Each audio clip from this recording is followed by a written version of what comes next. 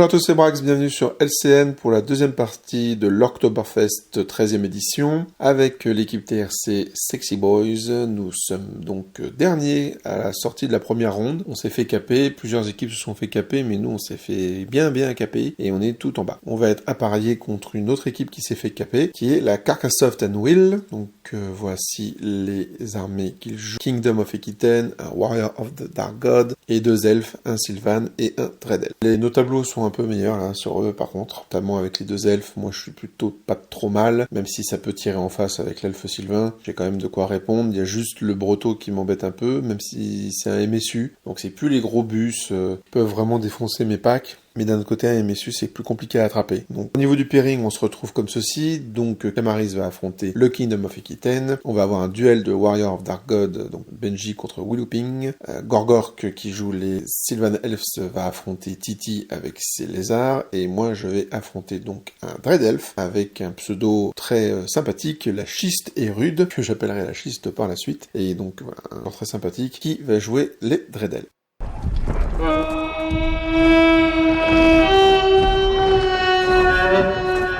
Alors sa liste, il a un général qui sera un oracle, master de l'alchimie, avec le Binding Scroll et le Wandering Familiar, le fameux familier des Dread Elf, qui leur permet non seulement de se placer, en fait, il le place à 6 pouces autour du sorcier, et en fait les sorts partent du familier, ce qui permet de regarder dans la direction que l'on veut, et d'avoir 6 pouces supplémentaires pour la portée. C'est très intéressant comme objet. Je ne crois pas avoir croisé une seule liste Dread Elf qui ne joue pas le Wandering Familiar, donc ouais, c'est vraiment l'objet qui est auto-include dans une armée d'elfes, évidemment si vous jouez de la magie. On a également un Cult Priest qui sera la BSB, le Cult of Yema, qui leur permet des striders, d'avoir un bonus en mouvement, la Morax Reaping, donc la grosse épée des elfes noirs, un bouclier Basalt Infusion, le tout sur un Divine Altar, et les petites nanas qui sont sur le Divine Altar auront des Pearl Weapons. Donc ça fait très mal, c'est le truc qu'il faut que je descende le plus vite possible. Évidemment, c'est pas tout seul, hein, c'est dans un pack, c'est une war platform, mais c'est un truc qui peut faire extrêmement mal aux ogres. Vous voyez, il y a pas mal de bases. On a 4 régiments de Dread légionnaires, le premier est de 19 petits gars avec musiciens standards, bannière de la Relentless Company, donc on peut imaginer que ça va être le chausson de la sorcière. Évidemment, s'il met le Cult Priest dedans, la bannière of the Relentless Company ne peut pas fonctionner, parce que ça ne fonctionne que sur les infantries. Après, on a 3 unités de Dread légionnaires de 15, dont 2 avec musiciens. J'imagine qu'il n'y avait pas les points pour payer le musicien du dernier pack. On a 2 x 5 Dark Rider à poil, c'est des cavaliers, c'est de la redirection, ça va très vite. Bon, au corps à corps, ça reste de l'elfe. Heureusement, il n'y a pas les arbalètes dessus. On enchaîne avec les spéciales avec 8 Dark Acolytes, les anciens conjurateurs du feu maudit, avec le champion évidemment pour être magicien, et le Cult of Yema, donc ça rapporte la même chose que l'oracle, mais ça leur permet aussi d'avoir une autre liste de sorts. Donc vous verrez que les sorts qu'on peut avoir avec le Cult of Yema sont extrêmement intéressants. On a un triplet de Raptor Chariot, donc char à sang-froid, donc voilà, ça tabasse, hein. Puis c'est costaud pour l'elfe, hein, c'est l'ordre du 5, tout ça. Et on finit avec une doublette d'hydre, donc voilà, donc on est un peu sur la méta actuelle des petites unités, du solo avec plusieurs points de vie, donc là on a de l'hydre, du Raptor Chariot, un peu compliqué à gérer, il y a beaucoup de cibles pour moi, ça reste de l'elfe, ces scorings sont un petit peu en mousse, hein, faut le dire, c'est que des dreads dans les légionnaires, donc ça vole à la touche d'impact, avec toutes les attaques, le piétinement. Je parle même pas de la magie et du tir. Il n'y a pas des gros scoring, mais il y a des choses à gérer autour, et bon, moi j'aime bien, hein, je veux dire le trial, le Hand of Even, je l'ai toujours dit, hein, le Hand of Even, c'est un blast qui est fait pour dégager des chariots, dégager des monstres. Ça fait pas de mal dans la masse, en fait, parce que vous pouvez faire que 7 touches maximum. Mais là, c'est plutôt pas mal. Par contre, il y a beaucoup de cibles, et ça va assez vite. Et il va falloir faire attention aux Dark Acolytes, parce que eux, au corps à corps, ils déconnent pas non plus. Et puis, à courte portée, avec les sorts qu'ils vont prendre, ça peut faire très mal.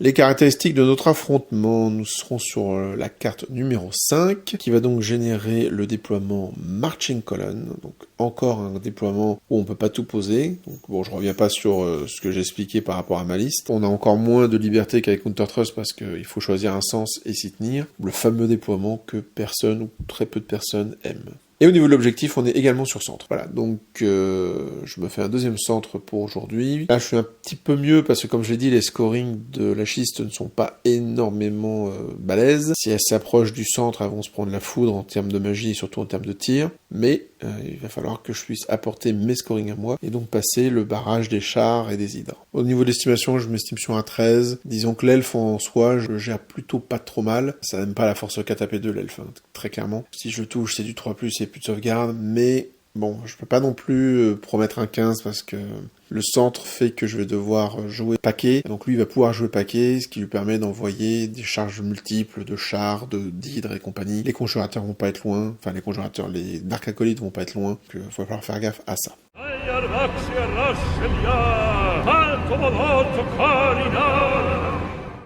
En magie, donc Motomature, je prends son choix habituel, Hand of Events, Mind Unbeliever, Wrath of God, Trial of Faith et Children of Yumi. J'ai pas pris le souffle, je me suis dit qu'en fait je vais devoir affronter ces chars et ces hydres, surtout. Et le souffle là-dessus, ça fait pas des masses de choses. Donc bon, c'est pas enflammé, si c'était un souffle enflammé contre l'hydre, pourquoi pas, il lui aurait resté qu'une 5+ de sauvegarde derrière. Mais là non, donc bon, je préfère avoir le smite pour descendre leur endurance et favoriser le tir suivant. Et le chasseur va tirer la Witchcraft. Je vais faire 10 Witchcraft et Raven's Wing, donc pas mal comme sort. Très intéressant. Bon, là on est sur centre, donc moins intéressant peut-être, mais ça peut être pas mal pour passer derrière ses lignes et commencer un peu à l'embêter. De son côté, la schiste va choisir pour son sorcier de l'alchimie le Word of Iron, le Glory of Gold, le Silver Spike et l'héréditaire des Dread-Elf, les Crippling Fatigue. Donc je suis très content de pas avoir le Quicksilver Lash qui peut quand même tuer mon chasseur assez rapidement. Bon, la Silver Spike évidemment, hein, mais je veux dire, ouais, je suis plutôt content qu'il ait choisi ça. Et les Dark Acolytes, vu qu'ils sont de Yema, ont accès à 3 sorts, enfin à 2 sorts parmi 3, et il va choisir le Pentagram of Pain de l'occultisme et The Grave Calls de l'occultisme. Donc évidemment, le Grave Calls, c'est pour ça que je vous disais en intro qu'il va falloir que je les détruise rapidement, parce que le problème, c'est que Grave Calls, ça fait extrêmement mal à tout le monde, certes, particulièrement.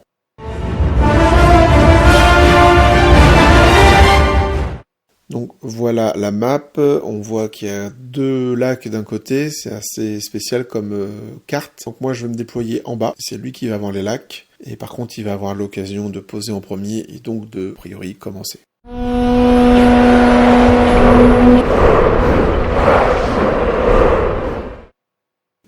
Alors je suis désolé pour les photos.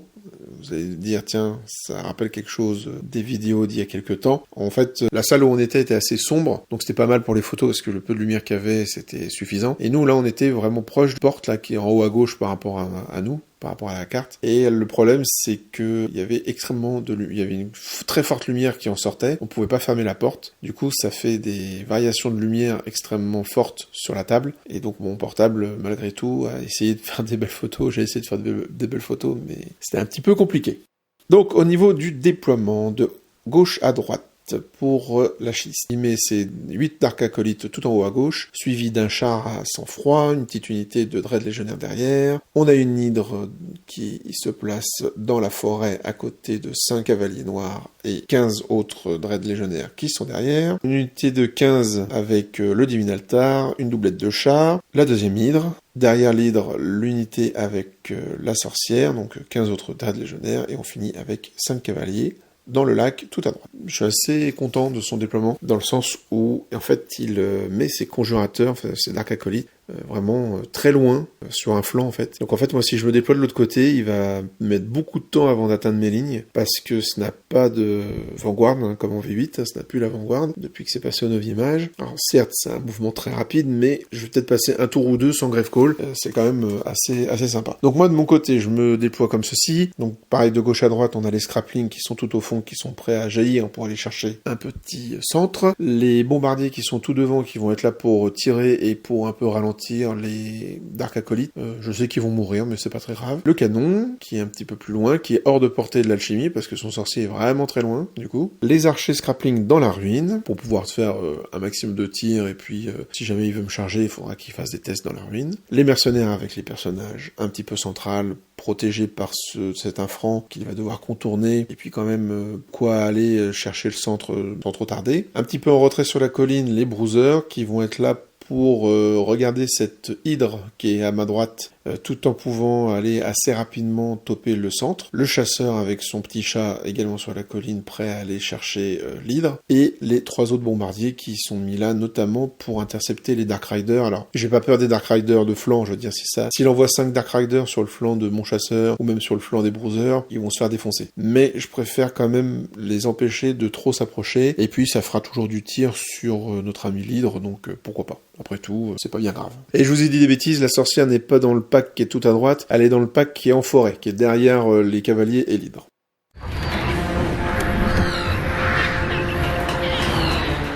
Au niveau des scouts, bon, il n'y a que moi qui en ai une fois de plus, donc je mets mes petits scraplings dans le champ que je vais piéger. On sait jamais si les conjurateurs doivent passer par là pour avancer, ils vont se prendre des dégâts, potentiellement. En tout cas, ils font des tests. Le chasseur et le chat se séparent, donc le Sabre-Tooth Tiger va aller se planquer derrière nos amis les Bruisers pour pouvoir rediriger dans un second temps. Et j'envoie le chasseur pleine balle. Je veux dire, s'il veut me charger avec ses cavaliers, grand bien lui fasse. Et je l'envoie vers l'hydre, qui est sur le plan, du coup, et qui regarde pas du bon côté au final, parce qu'il regarde du côté où l'infront le gêne beaucoup au niveau de ligne de vue. Donc moi je peux envoyer mon chasseur dans ce dos, je vais pouvoir un peu l'agresser de ce côté-là. Donc ça c'est assez cool. Puis il avance les Dark Riders qui sont en forêt au niveau de la limite du champ, enfin sur la ligne médiane, pour aller après se placer certainement sur mon flanc. Du coup, moi j'envoie mes scraplings se mettre devant eux. Les cavaliers noirs qui sont de l'autre côté, là, qui sont du côté où il y a mon chasseur, évidemment, ils vont pas rester longtemps là, donc ils dégagent, ils vont se placer derrière l'hydre.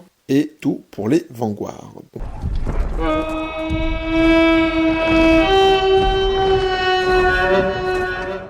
On passe donc au T1 de la schiste, qui ne va pas déclarer de charge évidemment. Les cavaliers noirs qui étaient face au scrappling, se mettent en rang 3 et se mettent sur le flanc, là, pour regarder un petit peu le flanc de mes bombardiers. C'est classique, les elfes noirs, là, ils viennent toujours nous embêter un petit peu sur le côté avec leurs cavaliers. Les Dark Acolytes font un peu le tour du champ pour pas se prendre de dégâts, donc ils font le tour, ils sont encore un peu loin. Donc après, nous avons toute la ligne elfe noire qui commence à se mettre en branle, hein, ils sortent de la forêt, l'hydre qui avance, l'unité avec le Divinaltar pareil, les chars qui se placent, le char qui était au fond se ramène aussi, les elfes au fond se mettent en ligne, donc il faut une conga avec la sorcière tout devant pour pouvoir essayer de choper mon chasseur avec la Silver Spike, donc c'est un peu dangereux de se mettre comme ça, mais en même temps moi je le menace pas, donc c'est pas très grave. L'hydre se retourne, l'hydre orange se retourne, de même que la petite unité qui était derrière elle. Les cavaliers noirs de droite se calent au fond de la map pour ne pas donner de charge trop facile au chasseur. En magie, donc il va rater un +2 en armure sur l'hydre orange, donc celle de droite. Il va me lancer une spike sur le hunter en faisant un fiasco, donc je vais l'encaisser, il va pas réussir à me blesser, et il va perdre un point de vie avec la sorcière, c'est un fiasco 5, donc c'est cool, moi je perds rien, lui il perd un PV, donc je prends. Et il va rater un pentagram of pain avec ses Dark Acolytes, donc magie blanche, pour la schiste on va dire, parce qu'il m'a blessure, donc c'est assez cool, j'ai même pas besoin de dissiper, donc c'est assez cool. Au tir, donc oui il a quelques armes de tir sur les chariots, il va quand même me faire 2 points de vie dans un mercenaire, donc c'est pas... voilà, ça aurait pu être pire, ça aurait pu être mieux. Un tour 1 de replacement assez classique et surtout une phase de magie à blanc, donc je suis assez content. À mon tour 1, vu qu'il a back les cavaliers et tout ça à droite, là, donc j'envoie carrément le chasseur se placer devant l'hydre, un petit peu effronté.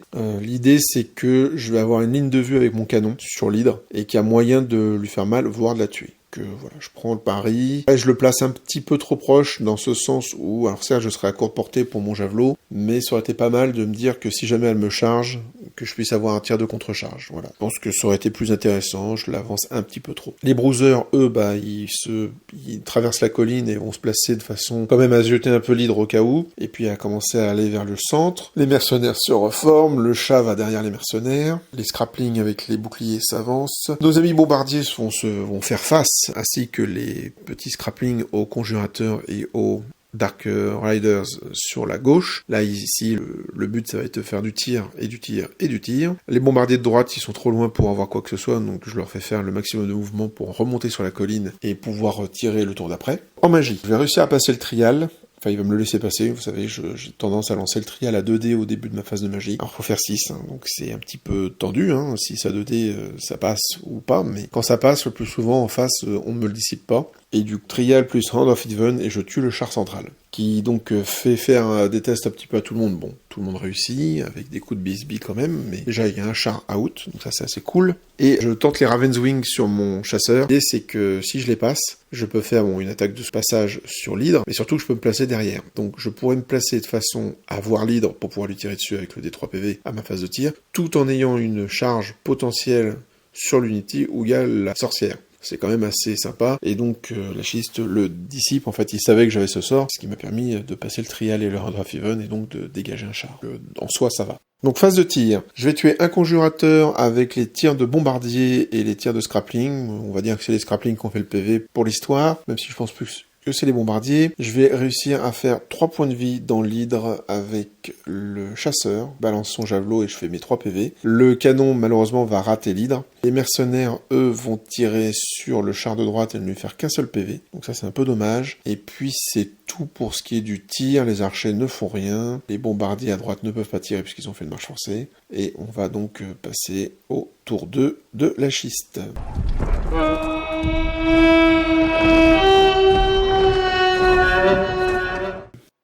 Donc les Dread Elf tournent l'hydre blessé, charge mon chasseur. Alors c'est là où je vous dis, si je m'étais mis un petit peu plus à distance, j'aurais pu tenter le tir de contre-charge et peut-être même la tuer pendant la charge. Bon, toujours est-il qu'il n'y a que 2 points de vie à faire, donc on va voir ce que ça donne. Il charge avec les conjus sur mes Scrappling Trappers, donc je fuis, évidemment, ce qui me permettra de lui faire un petit mouvement de merde et peut-être même se retrouver encore hors de portée de Gravecall. Il va pousser les Scrappling avec un char qu'il va rediriger dans le flanc de mes bombardiers. Je tiens la charge parce que j'ai pas envie qu'il redirige autre part, donc puis j'ai pas envie de perdre tout ça, de faire un test dans les Scrappling avec bouclier et compagnie, donc j'ai dit, je les ai mis là pour tirer, ils ont pas fait grand chose, ils ont tué un conjus, et ils vont certainement se faire tuer ici, mais tant pis. Voilà, le reste de son armée avance.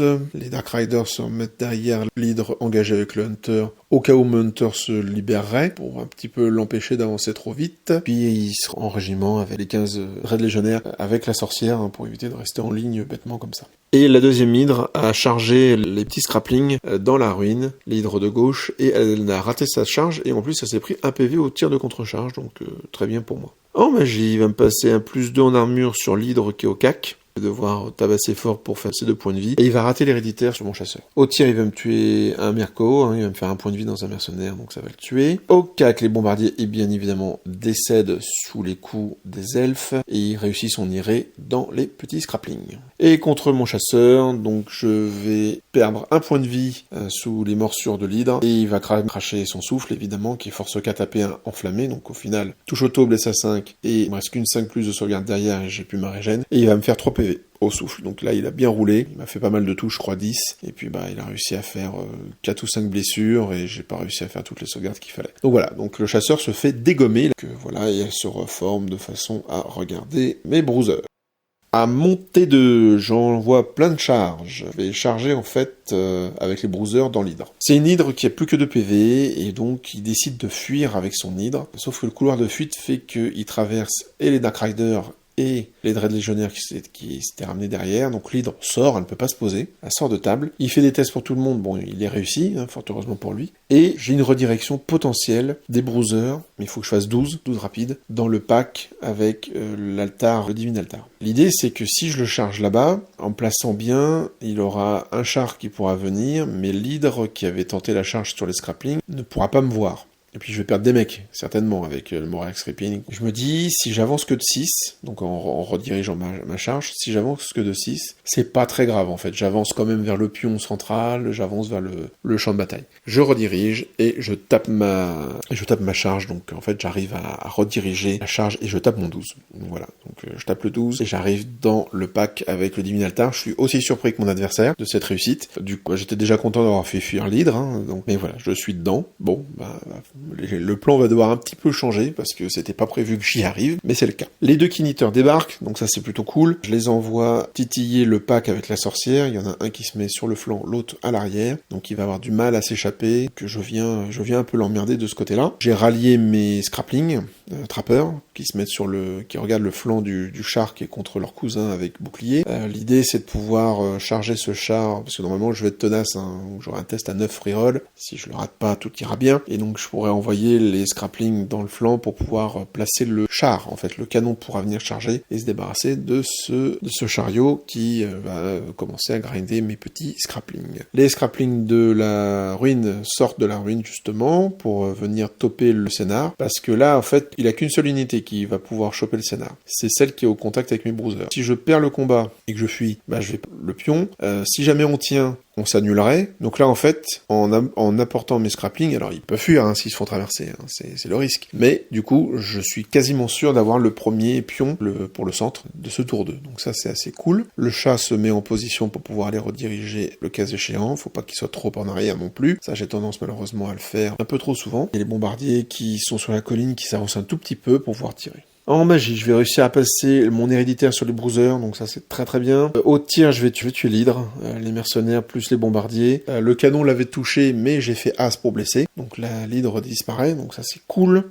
En moins à gérer. Au corps à corps, je vais faire 7 touches d'impact dans les dreads légionnaires, donc déjà il y en a 7 qui dégagent. Que sur les 8 que je balance, il y en a 7 qui meurent. Donc j'ai vraiment bien blessé, sur du 3+, je rappelle, il lui restait une 6. Normalement j'en tue que 6, puisque les 2 touches d'impact générées par le champion vont aller dans le défi, mais au final vous verrez, ça change pas l'issue du combat. Je vais lancer un défi, parce que en fait je relis bien la liste, et il n'y a pas de champion dans ce pack. Du coup je lance un défi, il est obligé de l'apprendre, enfin il est obligé. S'il veut utiliser sa BSB, il est obligé de le prendre. Donc mon champion, bien sûr, va mourir. Et encore, il ne meurt pas de beaucoup. Et je tue 11 dreads légionnaires, donc il est en fuite automatique. Il fuite de 9, je poursuis de 7, donc j'arrive pas à le rattraper. Par contre, le char qui était sur le côté, là, le fameux qui pouvait faire une contre-charge, je l'impacte en ligne droite, mais vu que je suis sur son flanc, je ferme sur le flanc du char. Donc là, je suis en charge sur le flanc, il n'y a pas de contre-charge. Enfin, il y a des contre-charges, mais elles sont lointaines. Et la BSB qui est en fuite avec 2-3 légionnaires en plus. Donc du coup, vu que c'est pas un personnage solo, quand il va devoir le rallier, il va le rallier à mi-commandement, c'est-à-dire à 4. Enfin à 5, parce qu'il y a un commandement 9 de la sorcière. 5 secs pour le rallier, ça risque d'être compliqué. Donc ça se passe plutôt bien pour moi de ce côté-là. Il me tue que 3 scraplings, bon moi je lui fais rien, et je tiens mon 9 reroll, donc pas de problème.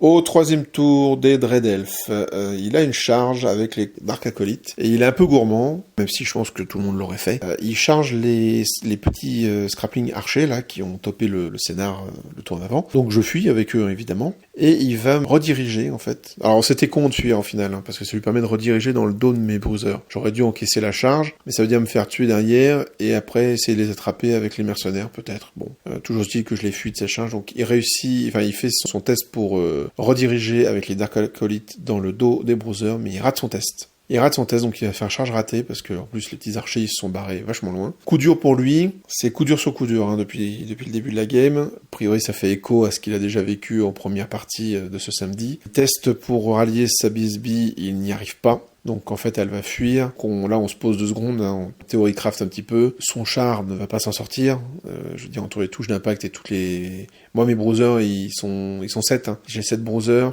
bon il va taper avant, mais mettons qu'il m'en tue un, il va quand même se prendre tellement d'attaque force 6 que le char il va exploser, ça veut dire que après je peux me reformer, que le tour d'après c'est à mon tour, donc je vais pouvoir pousser la BSB hors de table, rediriger dans l'unité avec la sorcière et envoyer mes 2 kiniteurs. Donc même s'il sort la sorcière pour aller dans l'autre unité, voilà, c'est un peu compliqué. Sur la gauche, il va se prendre magie tir à balles dans les conjurateurs. Comme je vous l'ai dit, le char et les scrappling trappers vont charger le char qui contre les scraplings. Donc lui aussi devrait exploser. Donc voilà, donc tout ça pour dire que c'est un peu trop dur à encaisser pour lui. Il discute un petit peu, mais il décide d'arrêter. Voilà, il abandonne la partie. Au bout d'un moment, enfin voilà, il rate la redirection de ses conjurateurs qui pouvaient un petit peu aider. Alors ils auraient pris cher un peu les conjurés aussi, mais bon, c'est vrai que ça aurait pu potentiellement dégager les bruisers. Peut-être pas sauver le char, mais bon, à voir quoi. Il y a la magie aussi, il peut y avoir un bonus d'armure qui passe, ce genre de choses, ou les rerolls blessés via l'enflammé et l'attribut de la chimie. Mais voilà, donc quand ça veut pas, ça veut pas. Et là, c'était le cas pour sa deuxième partie, donc il préfère abandonner. Donc on finit la partie là-dessus.